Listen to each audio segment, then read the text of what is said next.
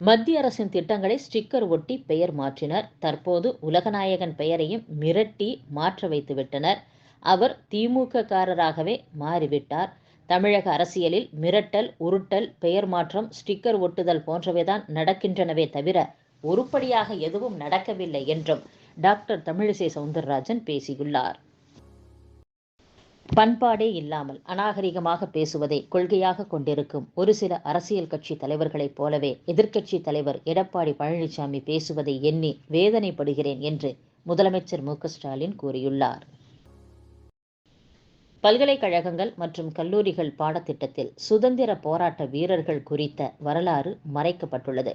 திராவிட இயக்கங்கள் குறித்த விபரங்கள் அதிகம் உள்ளன என்று தமிழக ஆளுநர் ஆர்.என். ரவி தெரிவித்துள்ளார். பாஞ்சாலங்குறிச்சியின் போர்கள் நூல் வெளியீட்டு விழா சென்னை கிண்டியில் ஆளுநர் மாளிகையில் நடைபெற்றது. நூலின் முதல் பிரதியை ஆளுநர் ஆர்.என். ரவி வெளியிட்டார். ராம்கோ சிமெண்ட்ஸ் தலைமை செயல் அதிகாரி தர்மகிருஷ்ணன் அதனை பெற்றுக்கொண்டார். இந்த விழாவில் தமிழக ஆளுநர் ஆர்.என். ரவி பேசும்போது, சுதந்திர போராட்ட வீரர்கள் குறித்து அறிவதற்காக தமிழகத்தின் சுதந்திர போராட்ட வீரர்கள் பட்டியலை தமிழக அரசிடம் கேட்டேன். அவர்கள் வெறும் 30 பேர் அடங்கிய பட்டியலை மட்டுமே தந்தனர். தமிழகத்தில் இவ்வளவு வீரர்கள் மட்டும்தானா இருந்தனர் என்று நினைத்தேன். எனவே சுதந்திரத்திற்காக பாடுபட்டவர்கள் குறித்து அறிந்து அதை புத்தகமாக வெளியிட முடிவு செய்தேன். அதற்காக வெளியில் அதிகம் பேசப்படாத 100 சுதந்திர போராட்ட வீரர்கள் விவரங்கள் சேகரிக்கும் பணி நடைபெற்று வருகிறது என்றும், ஜேம்ஸ் மில் என்பவர் பிரிட்டிஷ் இந்திய வரலாறு என்ற புத்தகத்தை எழுதியுள்ளார். அதில் இந்தியாவை எவ்வளவு கேவலப்படுத்த முடியுமோ அந்த அளவுக்கு கேவலப்படுத்தி உள்ளார். அவர் இந்தியாவுக்கே வந்தது கிடையாது. அப்போது பிரிட்டிஷ் அதிகாரிகள் பணி தேர்வுக்கு வெள்ளையர்கள் இந்த புத்தகத்தை படித்துதான் வருவர். தெரிந்தே இந்தியாவின் மீது தவறான கண்ணோட்டத்தை ஆங்கிலேயர்கள் ஏற்படுத்தினர். இப்படித்தான் நம் பெருமைகளை அவர்கள் மறைத்தனர். வேந்தர் என்ற முறையில் நான் பல பல்கலைக்கழகங்கள் மற்றும் கல்லூரிகளுக்கு சென்றுள்ளேன். அங்குள்ள பாடத்திட்டத்தில் சுதந்திர போராட்ட வீரர்கள் குறித்த வரலாறு மறைக்கப்பட்டுள்ளது. கடந்த 19ஆம் நூற்றாண்டில் சுதந்திரத்திற்காக போராடிய வீரபாண்டிய கட்டபொம்மன், மருது சகோதரர்கள் குறித்த விவரங்கள் குறைவாக உள்ளன. மேலும் 20ஆம் நூற்றாண்டில் நடந்த விடுதலை போராட்ட நிகழ்வுகள் தெளிவாக இல்லை. மாறாக திராவிட இயக்கங்கள் குறித்து அதிகமாக உள்ளது என்றும் ஆளுநர் ஆர்.என். ரவி பேசியுள்ளார். தூத்துக்குடியில் மாணவியருக்கு மதுபானம் கலந்து கொடுத்து பாலியல் தொந்தரவு செய்த ஆசிரியர் மற்றும் பள்ளியின் மீது நடவடிக்கை எடுக்க வேண்டும் என்று தேமுதிக பொதுச் செயலாளர் பிரேமலதா விஜயகாந்த் வலியுறுத்தியுள்ளார். திருவள்ளூர் மாவட்டம் திருத்தணியில் தமிழக பாஜக ஒருங்கிணைப்பு குழு தலைவர் ஹெச். ராஜா செய்தியாளர்களை சந்தித்தார்.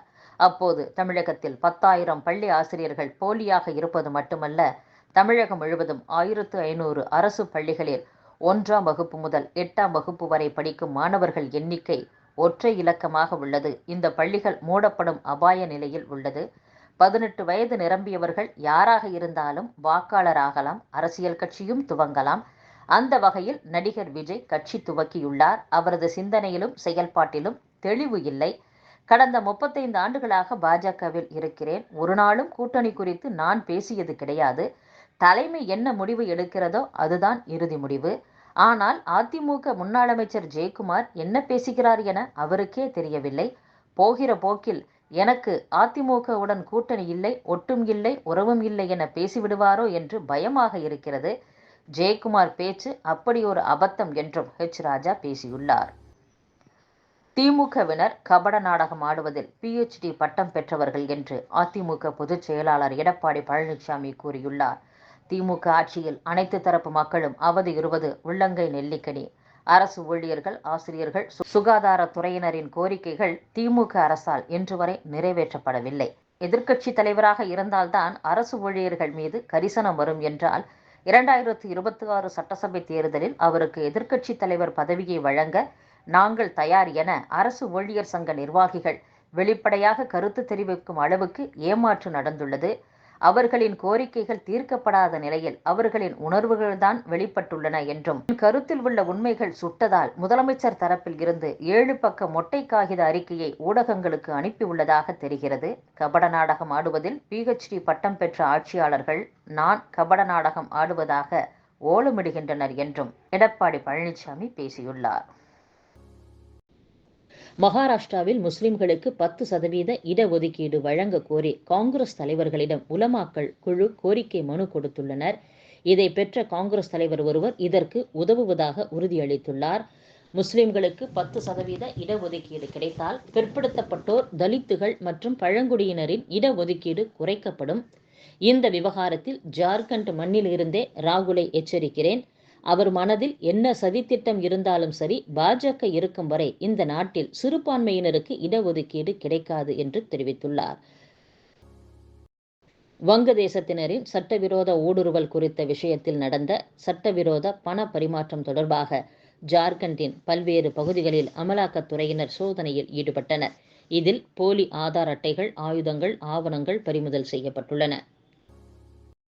பிரதமர் மோடி நவம்பர் 16ஆம் தேதி ஆப்பிரிக்க நாடான நைஜீரியாவுக்கு செல்கிறார் என்று வெளியுறவு அமைச்சகம் தெரிவித்துள்ளது. இதனை முடித்துக்கொண்டு பிரேசில் மற்றும் கயானாவிற்கும் பிரதமர் செல்ல உள்ளதாகவும் தெரிவிக்கப்பட்டுள்ளது.